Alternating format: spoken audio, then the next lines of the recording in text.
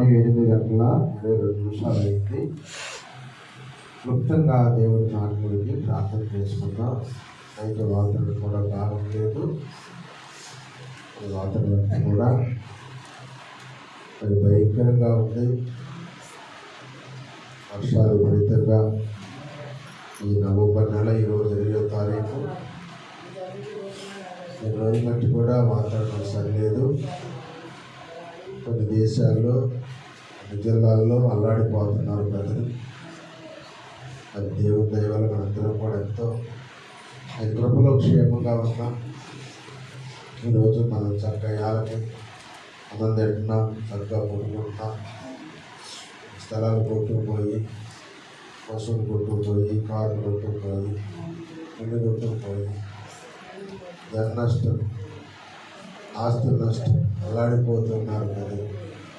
ఇదంతా దేవుని కృత అనుకోవాలి మనం. ఎందుకంటే దేవుని మాట అనుకోవడం వల్లే ఇవన్నీ వచ్చాయి. ఒక దేవుని మాట అంటే దేశం ఎప్పుడు కూడా క్షేమంగానే ఉంటుంది. అందుకే పెద్దవారు అంటారు, నాయకులు క్షేమంగా ఉంటే దేశం క్షేమంగా ఉంటుంది. దేశం క్షేమంగా ఉంటే అందరం కూడా క్షేమంగా ఉంటుంది. నాయకులకే కూడా క్షేమ లేదు, ఐక్యత లేదు, అన్ని సమస్యలు అలాగన్నీ జరుగుతుంది. ఇంకా ఏది ఏమైనా దేవుడు రాక దినాల్లో ఉన్నా ఏ దినమున ఎవరికి ఏమి సంభవిస్తుందో తెలియదు. మనం అందరం నీటిలో లాంటి వాళ్ళము, రాసిన లాంటి వాళ్ళము, ఇంతలో కనపడి అంతలో మాయమయ్యే ఆవులంటి వాడు, నీడబట్టాడు, ఎత్తలేని నీరు బట్టి వాడు, కనుక గడ్డి పువ్వు లాంటి వాడు. కనుక మన జీవితాన్ని ఏదో అనుకుంటున్నాం, కానీ ఎప్పుడు ఈ బుడగ పడుతుందో ఎవరికి తెలియదు. కనుక ఉన్నంతకాలమైనా దేవుని కలిగి దేవుని కొనసాగటం మనకు చాలా మంచిది. అన్ని కడవల దినాల్లో దేవుని కలిగి జీవిద్దాం. కొద్దిమంది అయినా దేవుని వాక్యం విని అది దేవుని సర్ల ముందు సాగిపోతాం.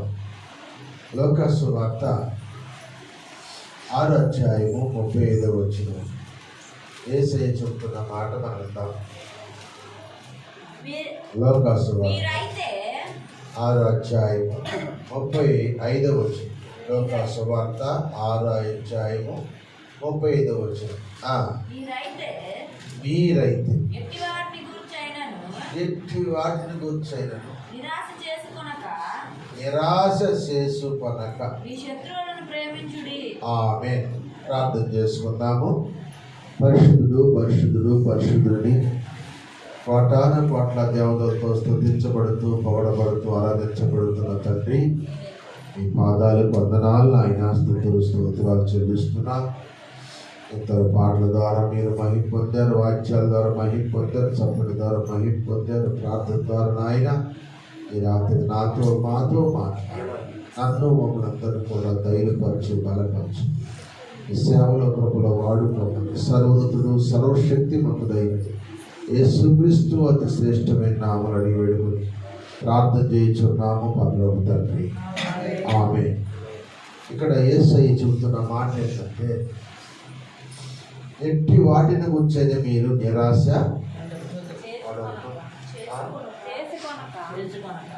ఎట్టి వాటిని గురించా లేకపోతే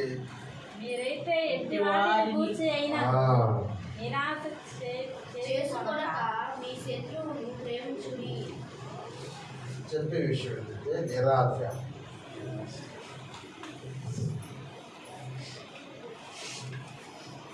యేసు ప్రభువు చెప్తున్న మాట, ఈ నిరాశ చేసుకోనద్దు. అంటే నిరాశ అంటే నేను అనుకున్న ఆశలు జరగలేదు కనుక నిరాశ. అనుకున్న కోరిక జరిగితే సంతోషపడతాం, అనుకున్న జరగకపోతే నిరాశపడతాం. నిరాశపడద్దు అంటున్నాడు యేసయ్య. విశ్వాసులారా, మనందరూ దేవుడు నిరాశపడద్దు అంటున్నాడు. ఈనాడు కొంతమంది ఇక నాకు ఇక సంతానం కలిగిద్దా, తగ్గమేమో నిరాశ, లేకపోతే అనుకున్నాయి జరుగుతాయా లేవా, జరగమేమో నిరాశ.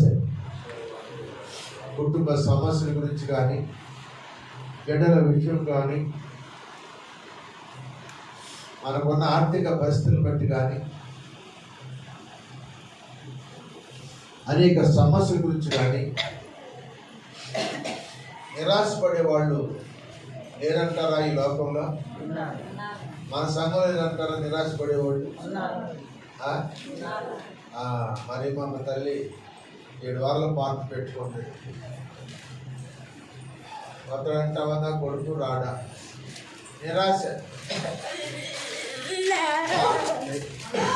నిరాశపడవద్దు. మనం ఆశగా ఉన్నాం కనుక దేవుడు తప్పక మన ఆశ తీర్చును గాక. మనం ఏదైతే ఆశపడ్డామో ఆశ మీద మనం విశ్వాసం ఇస్తే తప్పక దేవుడు మన ఆశ తీరుస్తాడు. నిరాశపడకూడదు. కానీ భక్తులు నిరాశపడ్డారు. మరి వాళ్ళకి వచ్చిన నిరాశ మనకైతే రాదు. మనకు కూడా మాత్రం కనుక మనం కూడా అవుదేమో అని భయం వేసి నిరాశపడుతూ ఉంటాం. కానీ ఆ పని అయిపోయింది లేదు. ఏదో విధంగా కుటుంబ విషయాల్లో అంతా అయిపోయింది, ఇక నాకు అనుకున్నది ఏది నెరవేరదు, అయిపోయిందని అనుకునే ఆలోచన మనం ఉంటాం. కానీ మన ఆలోచన దేవుని ఆలోచనటువంటి కాదు. దేవుని ఆలోచన వేరు, మన ఆలోచన వేరు. ఒక మాట మీకు జ్ఞాపకం చేస్తాను. సమూయేలు మొదటి గ్రంథము 17వ అధ్యాయము. సమూయేలు మొదటి గ్రంథం 17వ అధ్యాయం 11 చదవండి. సమూయేలు మొదటి గ్రంథము 17వ అధ్యాయము 11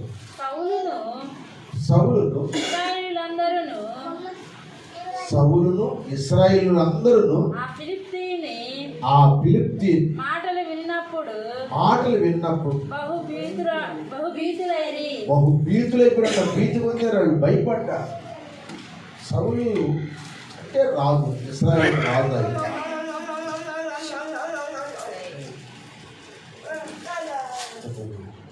అది స్తోత్రం. ఆనందపడలేదు. అయితే సౌలు రాజు భీతి కొన్నాడు. ఇశ్రాయేలు ప్రజలు కూడా భీతి కొన్నాడు. ఎవరు చూసి? ఎవరు మాటలని మాట్లాడతారు? గోలియాతు మాట. గోలియాతు అనే పిలుపుని గోలియాతు మాటలని భయపడ్డారు. గోలియాతు ఏం మాట్లాడు తెలుసా? నన్ను ఎవరైనా గెలిస్తే మేమందరం నీకు దాసులు అయిపోతాం, మా ఫిలిష్తీ దేశం అంతా నీకు దాసులు అయిపోతాం. లేదా నేను గెలిస్తే మీరందరూ నాకు దాసులు అవ్వాలి ఆ దేశాన్ని అనే మాటకి భయపడిపోయారు. ఎందుకంటే ఒక్కడే వెళ్ళి ఒక్కడే జయించాలి, ఒక్కడే జయించాలి. యుద్ధానికి అందరూ బయలుదేరారు. ఒక్కడే నన్ను జయిస్తే మేమందరూ నేను దాసులు అయిపోతాం. కానీ నేను మిమ్మల్ని జయిస్తే ఒక్కడిని మీరందరూ మాకు దాసులు అవ్వాలి అని ఒక సవాల్ చేస్తున్నాడు. ఎవరంటే 6 మూరల జానైన గోలియాతు. ఎంతంట? 6 మూరల జానుడు. అంత ఎత్తగల మనిషి ఎవరు లేరు. అతని చేతిలో కర్ర ఎంతంటే ఈట. ఒక నదిలో పడవేస్తే ఆ పడవ నెట్టుకెళ్ళాలంటే ఆ కర్ర ఎంత పొడుగుంటుందో అంత పొడుగుందంట ఈ చేతిలో ఈట. అంటే అంత బలార్జుడు, అంత ఎత్తగల మనిషి. మరి ఆ మనిషిని చంపాలంటే ఎవరైనా ధైర్యం జరిగిందండి? ముగ్గురైతే ధైర్యం జరిగింది, కొట్టేస్తారు. కానీ ఒక్కడే వెళ్ళాలి, ఒక్కడే పోరాటం అన్నమాట.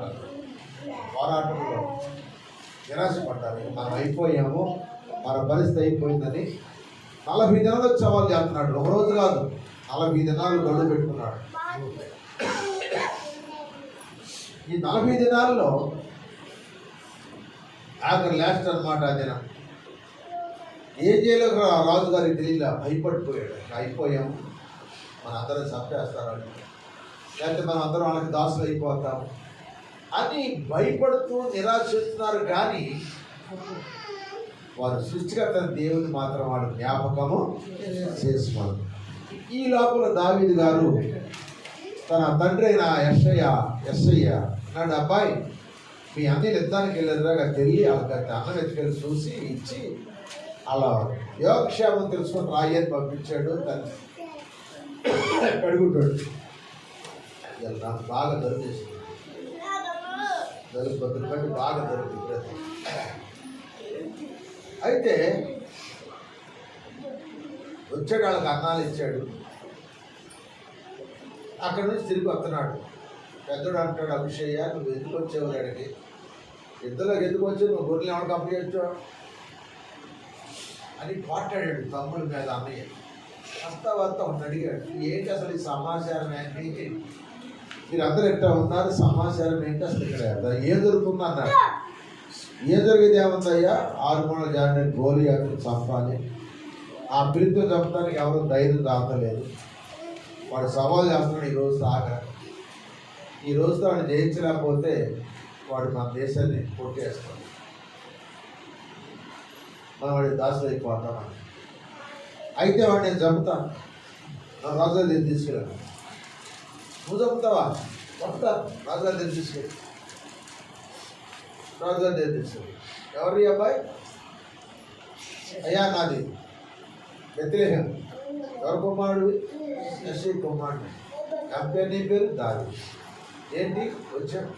ఏం లేదు, మీరు ఏదో యుద్ధం అతనితో చేయడానికి అందరూ సందేహిస్తారు కదా, నాకు ఇచ్చే అవకాశం నేను అని చంపేస్తాను. నువ్వు చూస్తే బాలుడు ఎడ చంపుతా, చంపేస్తా. నేను మా నాన్న ఊరిలేను, అడవిలో కాసేటప్పుడు సింహం వచ్చింది, దానికి గడ్డం పట్టుకుని పొడి చంపాడు సింహాన్ని. తోడేలు వచ్చింది దాన్ని చీల్చేశాడు.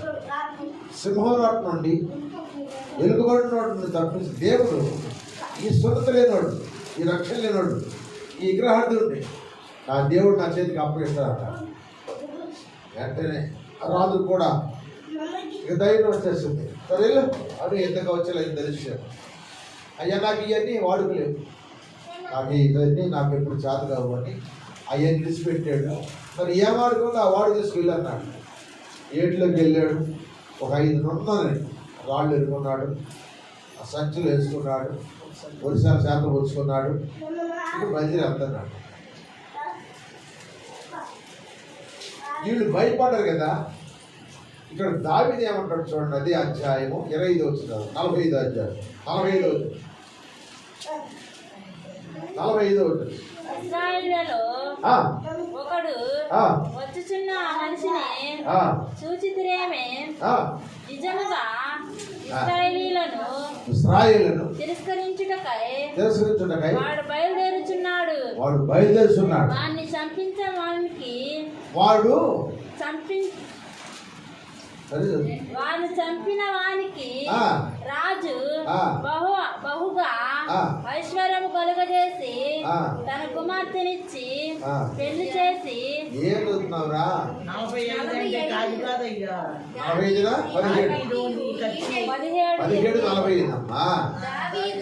దావీదు నువ్వు కత్తియు ఈటెయు అల్లెమును ధరించుకొని నా మీదకి వచ్చున్నావు. అయితే నీవు తిరస్కరించిన ఇశ్రాయేలుల సైన్యములకు అధిపతి అయిన యెహోవా పేరట చూడండి, ఎవరైనా జ్ఞాపకం చేస్తున్నారా? ఇశ్రాయేలు రాజు సౌలు దేవుడి అభిషేకించమని సమయాలు పంపించాడు. కానీ దేవుడు జ్ఞాపకం చేసుకోవాలి. రాజు సైనికులందరూ కూడా జ్ఞాపకం చేసుకోవాలి. ఈ చిన్నవాడు ఎవరిని జ్ఞాపకం చేస్తున్నాడు? దేవుడిని జ్ఞాపకం చేస్తున్నాడు. నువ్వు తిరస్కరిస్తున్నావు ఇశ్రాయేల్ని, ఆ ఇశ్రాయేలు దేవుని పేరుని నీ మీదకి వస్తున్నా. యుద్ధం యెహోవాదే అన్నాడు. యుద్ధం యెహోవాదే. ఈ రోజు నీ తలకాయ నరికి, నువ్వు చంపి నీ తలకాయ నరికి అడే భారాన్ని ఆకాశ పక్షికి ఇచ్చేస్తా అని చెప్పి సవాల్ చేసుకుంటూ వెళ్ళిపోయాడు ధైర్యంగా. వెళ్ళి చంపేశారు. నిరాశపడ్డారు ఎవరు? భీతులైపోయారు, భయపడ్డారు ఎవరు? సౌలు రాజు, అక్కడ ఉన్న ప్రజలందరూ. కానీ నిరాశపడలేదు ఎవరు? దావీదు ధైర్యం తెలియడు, జయించాడు, ఆ రాజ్యాన్ని కాపాడాడు. నేను స్తోత్రం. హల్లెలూయా. అంటే మనకు నేర్చుకోవాల్సింది ఏంటంటే పాఠము, దేవుడు చెప్పిన మాట ఏంటంటే, యేసయ్య మీరు నిరాశపడొద్దు, మీ శత్రువులను ప్రేమించండి, మీరు నిరాశపడొద్దు. వాళ్ళు ఏదో మిమ్మల్ని చేస్తారు, అది చేస్తారు, ఇది చేస్తారని, వాళ్ళు ఏదో పడతారు, తిడతారని, లేకపోతే మీరు భయపడుతున్నారని భయపడమాకండి. వాళ్ళు మీరు ప్రేమించండి అంతే. నిరాశ మాత్రం మీరు పడవద్దు, దిగులు పడవద్దు అని చెప్పాడు యేసు. అందుకని ఆ సూచనకి భావం ఏంటంటే, సౌలు రాజు నిరాశపడుతున్నాడు, సైనికులు నిరాశపడి 40 దినాలు బట్టి భయపడుతున్నారు, కానీ ఒక్కడు ముందుకు వెళ్తానికి ధైర్యము చాలేదు. కానీ దేవుని పేట ఎవరెళ్ళారంటే మనం దేవుని పెట్టలే కనుక మనం దేవుని పేట మనం కూడా ముందు కొనసాగితే మనకు కూడా దేవుడి విజయాన్ని కలగజేయదు కాక, మనకి విజయం కలగజేస్తాడు. నిరాశపడద్దు. మనం కూడా దేవుడు ఆ పక్షంగా ఉన్నాడు, ఆయన నాకు సహాయం చేస్తాడు, నా సమస్య తీరుస్తాడు, నా బిడ్డల్ని తోడుగా చేస్తాడు, లేకపోతే నాకు సంతానం ఇస్తాడు, నాకున్న అప్పులు తీరుస్తాడు, నా ఉన్న వ్యాధులు బాగుపడతాడు, నా సమస్య తీరుస్తాడు. మన పక్షాన దేవుడు, సైన్యులకు అధిపతి దేవుడు. ఆయన రోగులకు వైద్యుడు, పాపులకు రక్షకుడు, దయ్యాలపై చేసి మరణం మీద అధికారమైన దేవుడు. ఆయన ఇచ్చిన దేవుడు ఇంకెవరు? నేనే దేవుడు, నేనే తప్ప ఏదో దేవుడు ఎవరు లేడని చెప్పాడు. ఆయన నమ్ముకున్న దేవుడు నమ్ముకున్న మనం నిరాశ ఏ విషయంలో మనం పడవద్దు. నిరాశ వచ్చినప్పుడు మన వాక్యాన్ని జ్ఞాపకం చేసుకోవాలి. ఇప్పుడు ఎవరు జ్ఞాపకం చేసుకోవాలి? దావీదు జ్ఞాపకం చేసుకున్నాడు. కానీ రాజు, సైన్యం అంతా కూడా, దేశం అంతా కూడా నిరాశ పొందారు. కానీ అలా ధైర్యపరిచాడు, దేశాన్ని ధైర్యపరిచాడు, రాజును ధైర్యపరిచాడు. ఒక్కడే వెళ్ళాడు, యుద్ధం చేసేవాడు, తలకాయ నరికి తీసుకొచ్చి రాజు కాళ్ళ ముందు. దేవుడు మన పక్షం ఉంటే మనకి ఈరోజు ఎవడు చెప్పండి? దేవుడు మన పక్షం లేకపోతే మనకి ఈరోజు, కానీ దేవుడు మన పక్షం ఉంటే మనకి ఈరోజు ఎవడు లేడు. ఆ మాట రోమిలకు రాసిన పత్రిక 8:35 చూస్తే అక్కడ దేవుని వాక్యం మనం సెలవుస్తుంది. అప్పుడు పౌలు అంటాడు, దేవుడు మన పక్షం కూడా మనకి ఈరోజు ఎవడు?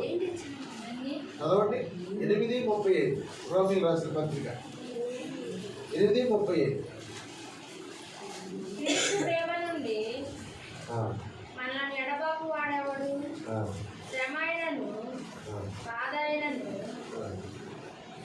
కాదురా. 8:35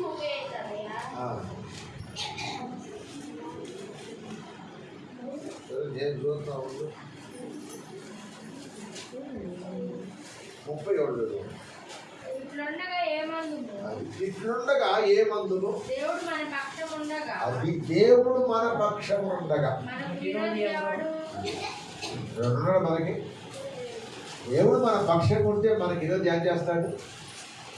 ఆ ఈరోజు చూడగానే ఏమవుతాడంటే, బాబు ఆయన పక్షాన్ని దేవుడు ఉంటాడు, మనం ఆయన ఏమి చేయలేమని వెళ్ళిపోతాడు. ఈరోజు అంటే ఎవడు అంటే అబ్బాది మన ఏం చేయలేడు. వాడు ఏం చేయడు, వాడు ఓకే బెదిరించమే, వాడు బెదిరిస్తాడు. దేవుడు మన పక్షం ఉండాలంటే మనం ఆయన మాట వినాలి. సోదరు చెప్పండి, దేవుడు మన పక్షం ఉండాలంటే మనం ఆయన మాట వినాలి. వింటే దేవుడు మన పక్షం ఉంటాడు. మరి దావీదు పక్షం దేవుడు ఉంటాడు. కారణం ఏంటంటే దావీదు దేవుడిని మాట విన్నాడు. దావీదు దేవుని మాట విన్నాడు కనుక దేవుడు దావీదు పక్షాన ఉన్నాడు. మనం కూడా దేవుని మాట వింటే దేవుడు మన పక్షాన ఉంటాడు. మనం కూడా మన పక్షాన దేవుడు ఉంటాడు కనుక మనం ఎవడు ఏమి చేయలేడు, ఏది కూడా చేయలేడు. మనం ఏదైనా దేవుడు మన సహాయము చేయదుగాక. హల్లెలూయా. అందుకని మనం నిరాశపడద్దు అంటే దిగులు పడవద్దు, దుఃఖపడద్దు. మా నమ్ముకున్న దేవుడు సైన్యం అధిపతైన యెహోవా, ఆయన పరిశుద్ధుడు కనుక ఆయన మన పక్షంగా ఉన్నాడు. మనం ఆయన పక్షంగా ఉంటే ఆయన మన పక్షంగా ఉంటాడు. అందుకే దేవుడితో రండి, దేవుడు మీ అందరికి వచ్చినట్టాడు. మనం ఆయన దగ్గరికి వస్తే ఆయన అందరికి వస్తాడు. ఆయన అన్యాస్తుడు కానే ఉన్నాడు. అందుకని నిరాశపడిన యెరూషలేము ప్రజలందరికీ సంతోషపరిచాడు దావీదు. దేవుడు మనకు కూడా సంతోషపరుచుగాక. మనం ఏ నిరాశలో ఉన్నాము, ఏ బాధలో ఉన్నాము, ఏ కష్టాల్లో ఉన్నాము, ఏ శ్రమలో ఉన్నాము, ఆయన మనకు కూడా సంతోషపరిచేది.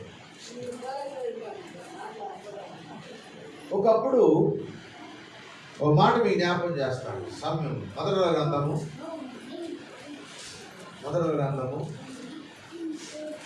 19వ అధ్యాయము 11 చూడండి. ఏలియా 19, 13. ఏలియా దాన్ని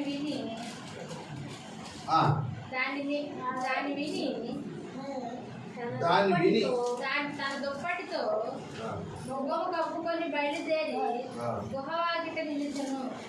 అంతలో ఏలియా, ఇచ్చట నీవేమి చేస్తున్నావని ఒకడు పలికిన మాట 13.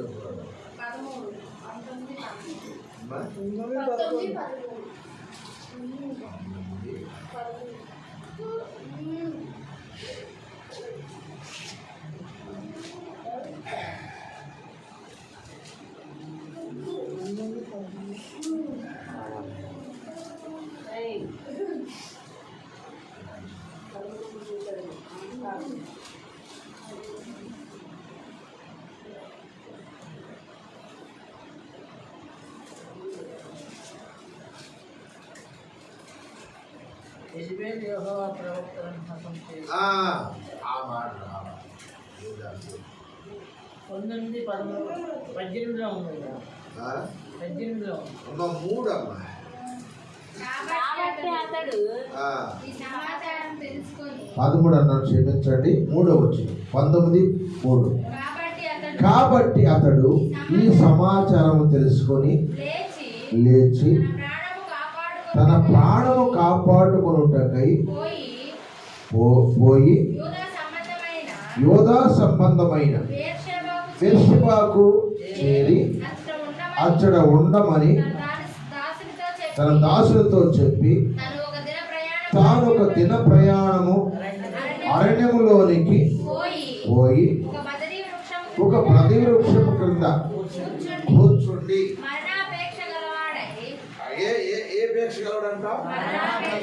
మరణాపేక్ష గలవాడై యెహోవా నా పితరుల కంటే నేను ఎక్కువవాడు కాను, ఇంత మటుకు చాలును. దేవుని స్తోత్ర. హాల్లో ఈయన ఎవరు భయపడ్డాడు? యెజెబెలు భయపడ్డాడు. ఎవరికయ్యా? ఏలి అగ్ని ప్రవక్త. ఏలి సామాన్య ప్రవక్త కదండి, అగ్ని ప్రవక్త. ఆయన ప్రార్థిస్తే అగ్ని దిగింది. ఎన్నిసార్లు దిగింది అగ్ని చెప్పండి? ఎన్నిసార్లు చెప్పరా ఎవరు? ఎన్నిసార్లు దిగింది ఏలియా ప్రార్థనకి? 3 సార్లు.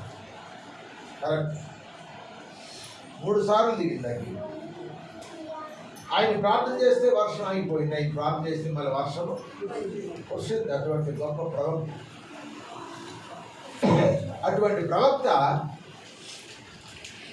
యెజెబెలు అంది, నా ప్రవక్తలందరూ చంపేవు కనుక రేపు ఈ వేళకు నీవు కూడా నా ప్రవక్తలు ఒకడు అవుతావు అని కబురు పంపింది.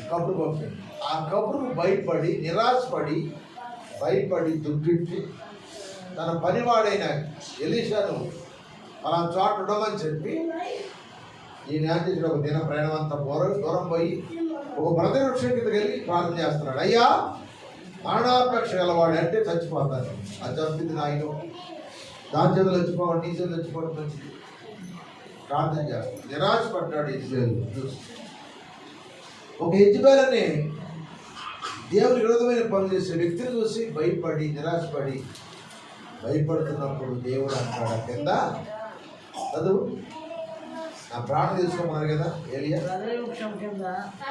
ఏలియా అన్నాడు కదా,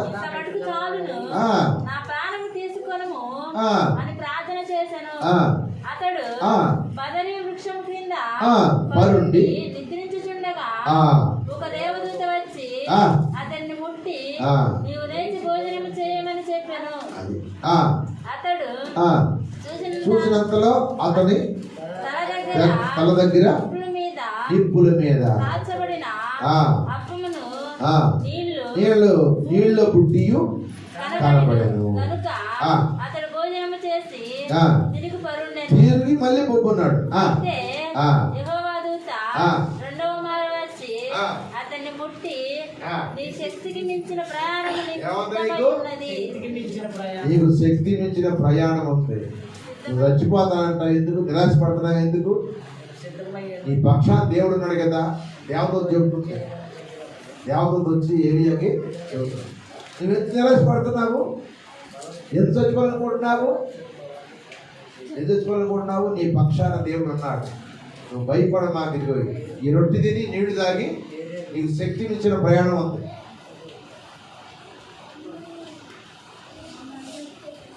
ఆయన ద్వారా ఇంకా బోల్డ్ పనులు ఉన్నాయి.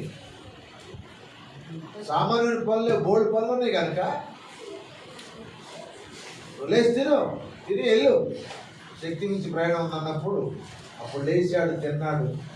40 రాత్రులు 40 పగళ్ళు అంట. ఆ రొట్టె తిన్న ఆ శక్తి చూడండి, ఒక్క రొట్టె తిన్న ఆ శక్తి 40 రాత్రులు 40 పగళ్ళ కంట ప్రయాణం చేసేది. ప్రయాణం చేశాడు.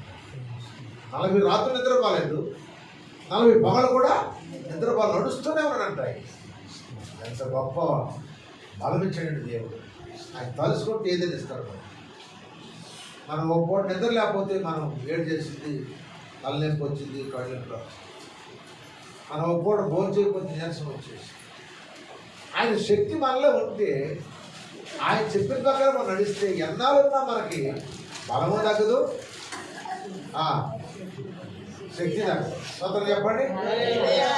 40 రాత్రులు కాకుండా కూడా నడుస్తూ వెళ్ళాడంట. ఏలి అంత పరుగల్లవాడు ఎవరు లేరు. ఏలి అంత ఆహాబు రథం కంటే ముందు పరిగెత్తుకొని వెళ్ళాడంట. రథం కంటే గుర్రం కంటే ఎక్కువ స్పీడ్గా పరిగెత్తాడు. ఎవరు? ఏలియా. ఆ అధ్యాయం చదువుకుంటే నీకు అర్థమయ్యేది. కనుక ప్రియమైన దేవుని బిడ్డలారా, ఈ రాత్రి వాక్యం విన్నా నీవు నేను ఎవరు తెలుసండి. ఏ విషయంలో మనం దిగులు పడుతున్నామో, ఏ విషయంలో మనం నిరాశపడుతున్నామో, చింతిస్తున్నామో, దేవుడు మన బలపరచును గాక. ఏలియాను బలపరచు దేవుడు మన బలపరచును గాక. ఏలియాకి ఇచ్చిన శక్తి బలం మన దయచేయును గాక. అలాగే సౌలు ఇశ్రాయేలు ప్రజలందరూ కూడా నిరాశపడి అయిపోయారు, బీటుకున్నారు. కానీ దావీదు వెళ్ళాడు, వాడు జయించి ఆ దేశానికి ఏమిచ్చాడు చెప్పండి? సంతోషం ఇచ్చాడు. ఎవరు? దావీదు గారు. అంటే దావీదు గారా జయించింది? దేవుడా? దేవుడే. ఆయన చెప్పిన మాట ఏంటి? యుద్ధము యెహోవాది అన్నాడు కానీ నాదనలా. అందుకే దేవుడు ఆయన పక్షాన నుండి యుద్ధం చేశాడు, జరిగించాడు, వారికి విజయాన్ని కలగజేశాడు. మనం కూడా ఆయన మాట ఉంటాయి. ఆయన చెప్పిన ప్రకారం మనం చేస్తే, ఆయన చెప్పిన ప్రకారం మనం చేస్తే తప్పక దేవుడు మన పక్షాన మేలు చేస్తాం. సందకాడ కొంతమంది మన విశ్వాసులు వచ్చారు, ప్రేమలు ప్రార్థనలోకి వచ్చారు. వస్తే ఒక ఆమంటుంది, అయ్యా ఈనాడు కొంతమంది ఇట్లా అయిపోవడం కారణం, కొన్ని సమస్యలు గురైపోవడం కారణం దర్శన భాగాలు ఈపోవడం లేదు అయ్యా. అవునమ్మా, మరి వాటి గురించి ఏం చెప్పబోయా? ఇప్పుడు సందర్భం చెబుతున్నాము. కొత్తగా ఆ మాట చెప్తే మాస్టర్ డబ్బుల కోసం ఆశపడ్డాను, అందుకని చెప్పట్లేదు. దైవజనులు చెబుతున్నారు ప్రతి ఒక్క విషయంలో. మలా గ్రంథం అంతా కూడా దర్శనాల గురించి చెప్తారు. మలా గ్రంథం దేవునికి ఇవ్వాల్సిన భాగాన్ని దేవునికి ఈపోవటం వల్లే చాలా శోధనలకి గురవుతున్నారు అని ఆమె నాకు చెప్తుంది. నిజమేనమ్మా, దేవుని భాగం దేవునికి ఇవ్వాలి. ఇవ్వటల్లా నేనేం చేస్తాను? ఇస్తే దేవుడు ఎందుకు ఇవ్వడం మనకి? దేవుడు మనకు అన్యాయం చేస్తాడా? మనం దేవుడికి ఇవ్వాలని సొమ్ము దేవుడికి ఇస్తే దేవుడు మన అనుకున్నంతా కూడా దేవుడు మన పట్ల నెరవేరుస్తాడు. అందుకే అబ్రహాము అన్నిటిలో దశభాగం ఇచ్చిన వాక్యం చదువు. మనకు వచ్చేదాని నుంచి మనం దేవునికి దశభాగం ఇస్తే దేవుడు తప్పక మన పక్షాన ఉంటాడు. మనకి ఈ చింత దిగులంతా ఎందుకు వచ్చింది? ఈ నిరాశ, ఈ దిగులు, వ్యాధులు, బాధలు, సమస్యలు ఎందుకు వస్తున్నాయంటే మనం దేవునికి ఇవ్వాల్సిన భాగం మనం దేవుడికి ఇవ్వట్లేదు. తెలియకపోతే దేవుడు క్షమిస్తాడు, తెలిసినా కూడా ఇవ్వకపోతే దేవుడు క్షమించాడు. కానీ ఆ భాగాన్ని ఆయన ఎట్లా లాక్కుంటున్నాడు. ఏ రోగాల ద్వారానో, ఏ సమస్య ద్వారానో, ఏ యాక్సిడెంట్ ద్వారానో, ఏ ప్రమాదాలో ఎంత లాగేసుకుంటున్నాడు దేవుడు. అది తెలుసుకోవట్లా ప్రజలు. తెలుసుకున్నప్పుడు మీరు ఆశ తెలుసుకోవాలి. మీకు కలిగిన దాని నుంచి దేవుడిని దర్శించాలి. ఒక ఆమె అప్పులతో బాధపడుతుంది. నేను ఆ రోజు నాకు చెప్పాను, అమ్మా నీ అప్పులు తీరిపోవాలంటే కరెక్ట్గా దర్శనంగా ఉంది. యాకోబు గురించి చెప్పాను. యాకోబు ఏం చెప్పాడు? అయ్యా నేను వెళ్ళే దేశమంతకు నాకు తోడుగా వస్తే, నాకు తినడానికి ఆహారము, కట్టడం, పట్టిస్తే, మనం తిరిగి నా ఇంటికి తీసుకొస్తే నువ్వే నా దేవుడు. నేను అనుకున్న మందిరం కట్టిస్తాను, ఈ రాయి నాకు వచ్చేదానికంతా 10వ భాగం నేను నీకు ఇస్తానన్నాడు. ఆ మాట మొక్కున్నందుకు దేవుడు ఆయన వేసాడు, బహుగా ఆస్వాదించాడు. పశువుల్లో కానీ, గొర్రెల్లో కానీ, మేకల్లో కానీ, బిడ్డల్లో కానీ అన్నిట్లో దేవుడు ఆస్వాదించి వర్ధల చేశాడు. అలాగే నీవు కూడా దశభాగం ఇయ్యమా, నీ అప్పులు తీరిపోతే అన్నాడు. అంతే సంగతి. ఇంతవరకు ఏం లేదు, దశభాగం లేదు. దశభాగం అంటే అంటారు కొంతమంది. ఊరికైతే 10 రూపాయలు వేసుకున్నాం, 10 రూపాయలు దైవం దాచి అట్టిపెట్టి వారానికి 600 సంపాదించుకో, 60 రూపాయలు దేవుడు కట్టిపెట్టి, ఒక 10 రూపాయలు సంపాదించుకో, 100 రూపాయలు దేవుడు కట్టిపెట్టి ఇవ్వు దేవుడికి. నీ భర్త సంపాదనలో కానీ, నీ బిడ్డల సంపాదనలో కానీ, నీ సంపాదనలో కానీ, లేకపోతే నీకు వచ్చే పింఛన్లో కానీ నువ్వు దర్శింపాకం తీసి దేవుడు నీకు ఎందుకు ఆశీర్వాదం రాదు? చూడండి, ఒక సంవత్సరం అసలు ఇవ్వండి, మనస్ఫూర్తిగా దేవునికి ఇవ్వండి.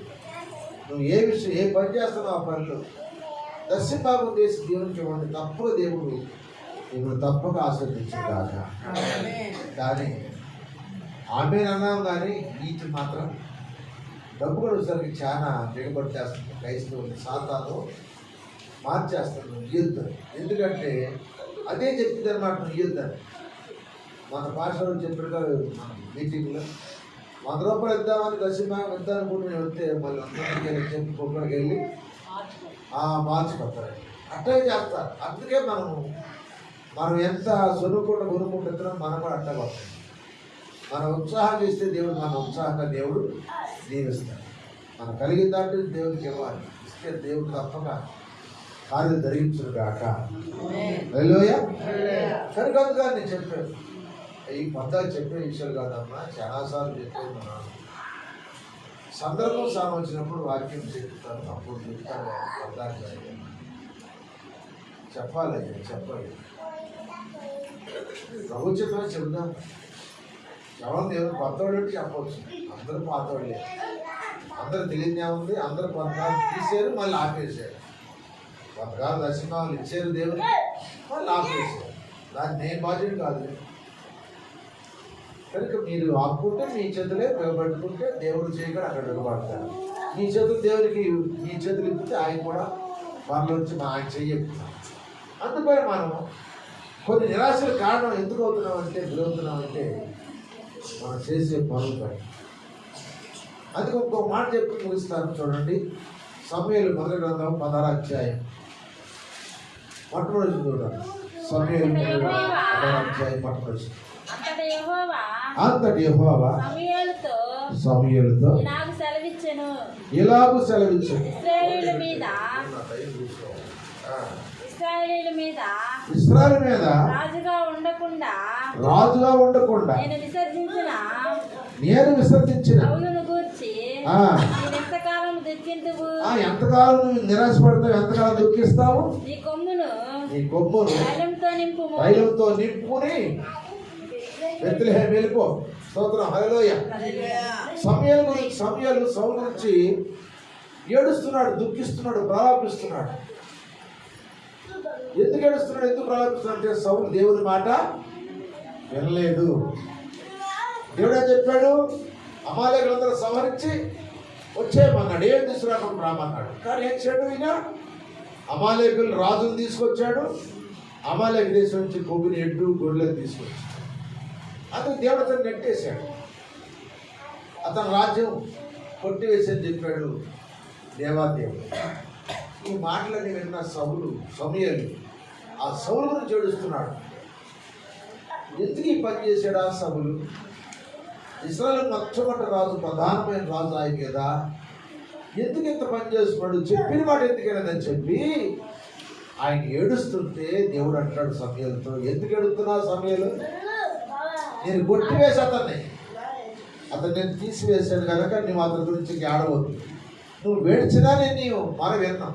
నేను నువ్వు చేసిన అతని గురించి ప్రార్థించినా నేను విన్నాం. ఎందుకంటే అతను కొట్టేశాను, అతడు నా మాట ధిక్కరించాడు కనుక ఇప్పుడు నువ్వు కొమ్మును తైలంతో నింపు. కొమ్ము దేని సదృశ్యం అంటే బలాన్ని సదృశ్యం.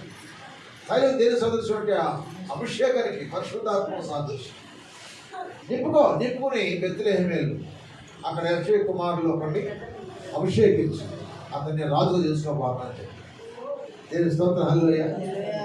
నిరాశగా ఉన్న సమయంలో దేవుడు మళ్ళా చెప్పండి బలపరిచాడు. నువ్వు రాజు అనుకుంటేమో ఆ రాజు కాదు, ఇంకో రోజు నేను పెట్టబోతున్నాను. ఆ రోజే ఈ పరిపాలన సక్రంగా చేస్తాడు, వీళ్ళని చెప్పాడు. దేవుని స్తోత్రం. హల్లెలూయా. అందుకని మనం దేవుని మాట వినకపోతే దైవజనుడికి కూడా బాధగా ఉంటుంది అన్నమాట. నాకుండే బాధ నాకుంటుంది. కానీ ఎంత వాక్యం చెప్పిన వీళ్ళు సరిగా ఎట్టలేదు, టయానికి ప్రార్థన రారు, ఆ టయానికి దేవుని సన్నిధి ముందు సాగరు, దేవునికి ఇవ్వాల్సిన భాగాలు దేవునికి ఇవ్వరు. ఎందుకంటే అయిపోతాను, నాకుండే బాధ నాకుంటే మీ గురించి ప్రార్థన చేస్తాను దేవుడు చేయాలి. ప్రార్థన మాత్రం మానుకోండి. హల్లెలూయా. ఏదన్నా ఎప్పుడన్నా రోజు ఇబ్బంది ఉండి టైం దాలిపోతే తప్పక ఎప్పుడు ప్రార్థన చేయాల్సింది. కనుక నేను అన్ని విషయాలు ప్రార్థన చేస్తాను. మీకు తెలీదు, నేను చెబుతున్నాను. ఈ స్థలం కొన్నా కాడు, ఈ స్థలము కొన్నా కాడు, ఈ స్థలం కొన్నా పెట్టిన గురించి, ఎంతమంది డబ్బులు ఇచ్చారో వాళ్ళ గురించి, ఎంతమంది పర్మిట్లు కొన్నారో వాళ్ళ గురించి నేను డైలీ ప్రార్థన చేస్తాను. ఎంతమంది కొన్నారో స్థలం, ఎంతమంది డబ్బులు ఇచ్చారు, వాళ్ళందరూ కూడా ప్రార్థన చేస్తారు. ఎంతమంది ఈ స్థలాల్లో ఈ మందిరంలో లైట్లు ఏంటి, ఫ్యాన్లు ఏంటి, బళ్ళు ఏంటి, లైట్లు ఏంటి, ఇవన్నీ బాక్సులు ఏంటి అన్నీ కొన్నాను, అందరూ కూడా ప్రార్థన చేస్తారు. అదేగా ప్రతి నెల ఆన్లైన్ ప్రార్థన పలహారం టీలు ఇచ్చే వాళ్ళ గురించి ప్రార్థన చేస్తారు. ప్రతి నెల 2వ శనివారం సంసారంలో ప్రేమని తీసుకొచ్చే వాళ్ళ గురించి ప్రార్థన చేస్తారు. ప్రతి సంవత్సరం నవంబర్ నెలలో ఉపాసనలు డబ్బులు ఇస్తూ ఉపాసనలో పాల్గొంటున్న బిడ్డల కొరకు ఆ డబ్బులు ఇచ్చిన కొరకు ప్రార్థన చేస్తున్నారు. ప్రతి సంవత్సరం డబ్బులు ఇచ్చి పండగలో డబ్బులు ఇచ్చి పండుగల్లో పాల్గొంటున్నారు వాళ్ళందరి కొరకు కూడా ఎన్ని ప్రార్థన, నాకు ఎంత టైం పడిందనుకున్నా 4 టైం పట్టి ఎన్ని ప్రార్థన చేస్తారు. మీ అందరి కొరకు పేరు బట్టి పేరును బట్టి ప్రార్థన చేస్తారు. ఎందుకంటే నా బాధ్యత. పోషించే దేవుడు అంటేనే పోషిస్తాను, అది నష్టపోయే దేవుడు అంటే నేనే. నేను సొంతంగా చెప్పండి, నేను నష్టపోను. నేను ఎప్పుడు, ఎందుకంటే ఆయన సేవలు కనుక నన్ను పోషిస్తాడు. ఎవరెవరి ద్వారా ఒక గుప్పుడు నుంచి ఒక గుప్పుడు తిరుగుతాడు ఆయన. కానీ నష్టపోతుంది నేనే. మీరు నష్టపోకుండా ఉండాలంటే మీరు దైవజనుడి దగ్గరికి వచ్చి మీ కష్టాచితంకి వచ్చి దేవునికి ఇవ్వండి. దేవునికి ఇవ్వండి. మీ దశ భాగం, మీ పదం పిడిపెట్టు, మీ ప్రథమ కూలి దేవునికి ఎత్తుకొచ్చేవాడు. దేవుడు మిమ్మల్ని ఆశ్రయించకపోతే మీ నిరాశను కొట్టివేసి మీ కోరికలు దేవుడు సిద్ధింపజేయరు కాక. నేను ఆఖరి మాట చెబుతాను, చూడండి. కీర్తన 20వ కీర్తన 4వ చూడండి. ఇప్పుడు దావీదు భక్తులు అంటాడు ఒక మాట, దేవుడు చెప్పే మాట. 20వ కీర్తన 4వ నీ కోరికను సిద్ధింపజేసి నీ ఆలోచన యావత్తును ఆమేన్ చెప్పండి. ఇక్కడ ఏం చెప్పాలి ఇప్పుడు మీరు? నా కోరిక సిద్ధింపజేసి నా ఆలోచన యావత్తును సఫలపరచు. నా అనే మాట రావాలి ఇప్పుడు మీరు. ఇక్కడ భక్తుడైన దావీదు అంటున్నాడు, నీ కోరిక చొప్పున నీ కోరిక సిద్ధింపజేసి నీ ఆలోచన ఆయన సమస్తమును సఫలపరచు కాక. ఇప్పుడు నువ్వేమని పనిచేయాలి? నా ఆలోచన, నా కోరిక సిద్ధింపజేయి నాయన. ఎప్పుడంటే ఆ మాట నువ్వు అన్నింటిలో దేవుడికి ఇచ్చి నువ్వు ఆ మాటను నీ కోరిక దేవుడు తెచ్చుకోదప్పుడు నా మీద. నన్ను అడుగు, వాక్యం తప్ప? వాక్యం ఎప్పుడు తప్పు కాదు. వాక్యం ఎప్పుడు భూమి ఆకాశాలు గతించిపోతే దేవుడి వాక్యం మాత్రం గతింపదు. కనుక వాక్యం దేవుడే వాక్యం. ఆయన మాట ఇచ్చి తప్పేదేవి కాదు, మాట ఇచ్చి నెరవేర్చింది. మనమే ఆయన వీలేకపోతాం. ఇచ్చి చూడు, దేవుడిని ఆశ్రయించబోతాడు. నీ దర్శనం బాగా ఎందుకు ఎక్కలేదు? దేవుని సొమ్ము ఎందుకు తింటున్నా? దేవుని సొమ్ము తింటే రేపు అంట దేవుడు నీ మొక్క మీద పేడ కొట్టాలంట. మలా గ్రంథం చదువుకండి. దేవుని సొమ్ము తిన్న వాళ్ళందరి మీద అంట ఆయన పేడ కొట్టాలంట మొక్క మీద. ఏమంటారంట? కుండిదాన్ని, గుడ్డిదాన్ని, చిరిగిపోయినాటిని ఆడినీటిని ఇతరంట. మలా గ్రంథంలో ఉంది ఆ మాటలన్నీ. మలా గ్రంథం ఆఖరి రాసాడు ఆ గ్రంథం. కనుక ప్రియమైన దేవుని బిడ్డలారా, ఎందుకు నిరాశ వస్తున్నాం? ఎందుకు నిరాశ పడుతున్నాం అంటే మనం చేసే కొన్ని క్రియలు బట్టి మనం నిరాశ. కానీ మనం ఎప్పుడైతే ఆయన పని వింటా, ఆయన మాట వింటామో మన నిరాశను తీసివేసి మనకు సంతోష వస్త్రం ధరింపజేయగాక. అందుకే నీ కోరిక సిద్ధింపజేసి నీ ఆలోచనంతా సఫలపరచును గాక. మన కోరికలు తెరవాలంటే, మన ఆలోచన సిద్ధింపజేయాలంటే మనం ఆయన మీద ఆడుకుని ఉండాలి. నిరాశపడమా? ఏలే నిరాశపడ్డాడు. ఎందుకంటే దేవుని పని చేసినట్టు నిరాశపడ్డాడు. చంపేస్తాడు. దేవుని దోక బలపరుస్తుంది. నీకు బోర్డు పని ఉంది, ఇంకా శక్తి ఇచ్చిన ప్రయాణం వెళ్ళు, తిను, చచ్చిపోతానంటే పంపించేశాడు దేవుడు. సమయం ఏడుస్తున్నాడు సభ గురించి. ఎందుకు ఏడుస్తున్నాము? అతనే కొట్టేశాడు రాజ్యం అది. ఎందుకంటే అతను నా మాట వెళ్ళలేదు. అతని గురించి వేడమాక. ఇదిగో నీ కొమ్ము తైలంతో నింపుకొని వెళ్ళి బెత్లెహేము వెళ్ళి ఆ యెషయా కుమారులో పడి నేను చెప్పేవాడిని నువ్వు అభిషేకించాలి. వెళ్ళిపోయాడు. నిరాశ పోతలేదు, వెళ్ళిపోయాడు. ఇస్రాయేలు ప్రజలందరూ కూడా నిరాశపడ్డారు గోలియాతును చూసి. దావీదు అంటాడు, ఆ సొంత లేని వాడి గురించి మీరు ఎందుకు దిగులు పడుతున్నారు? మనందరూ సొంత పొందాం, వాడు సొంత లేనివాడు. వాడి గురించి మీరు ఎందుకు దిగులు పడుతున్నారు? ఎందుకు భయపడుతున్నారు? నాకేమైనా అవకాశం వెళ్ళాడు, నేను నరికేసి ఆడు తలగా తీసుకొచ్చి మీ కాళ్ళ మంది పడేస్తాను. వెళ్ళిపోయాడు. యుద్ధం నేను పోతాను. నిరాశపడకూడదు. వాళ్ళు దేవుని పని చేశారు. సమూయేలు కానీ ఏలియా కానీ దావీదు కానీ దేవుని మీద ఆదుకున్నారు. నీవు నేను కూడా దేవుని మీద ఆదుకుంటే మన కోరికలన్నీ సిద్ధింపజేయను గాక, మన ఆలోచనలన్నీ సఫలపరచును గాక. కళ్ళ వంచండి, ప్రార్థన చేసుకో. మన కోరికలు తెరవటానికి, మన ఆలోచన సఫలపరచడానికి మహాకాశ పరమాకాశం అంతా విడిచి పరలోక తండ్రి భూలోకాన్ని మానవ రూపం వచ్చి మన కొరకు ప్రాణం పెట్టి 33 సంవత్సరాలు లోకంలో జీవించి 3 సంవత్సరాలు రాజసువార్త మనం బోధించి మన కొరకు ప్రాణం పెట్టి తిరుగులేశాడు. ఆయన త్వరగా రాబోతుంది. ఆ రాకడ దినాల్లో ఉన్నారు. వాక్యం వింటే మనం అందరం మరి వాక్యానుసారం మనం నడిచినట్లయితే తప్పక దేవుడు మన పట్ల కార్యం జరిగిస్తాడు. ఎందుకు జరగదు? దేవుడు కార్యం జరుగుతుంది. దేవుడు ఆశీర్వదిస్తాడు. దేవుడు దీవిస్తాడు. మీరు ఎందుకు దీవులు పొందలేకపోతారంటే మీ చేతుల్లోనే ఉందంట. ఎందుకు మీరు నిరాశతో ఉన్నారంటే అది మీ చేతుల్లోనే ఉంది.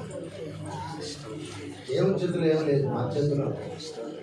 మనం ఎప్పుడైతే మన చేతులు దేవునికి కుప్పులు ఎక్కుతామో దేవుడు కూడా మన తప్పులే. మనం అనుకున్నదంతా దేవుడు సఫలపరుస్తాడు. అట్టి కార్యము దేవుడు జరిగించాలి. అయ్యా, నేను ఈరోజు నుంచి వాక్యం విన్నాను కదా, నాలో నిరాశ తీసివేసుకుంటాను. వాక్యం విన్నా నేను వాక్యానుసారం నడుచుకుంటూ మనకి ఎంతో మంచిదని నేను ప్రభు పేరుగా మనం చేస్తాను.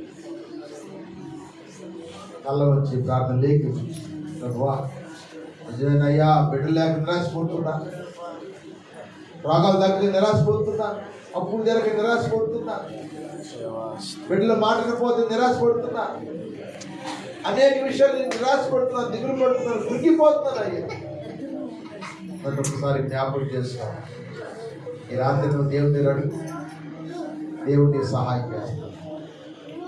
అందరూ ప్రార్థన తెచ్చి ప్రార్థన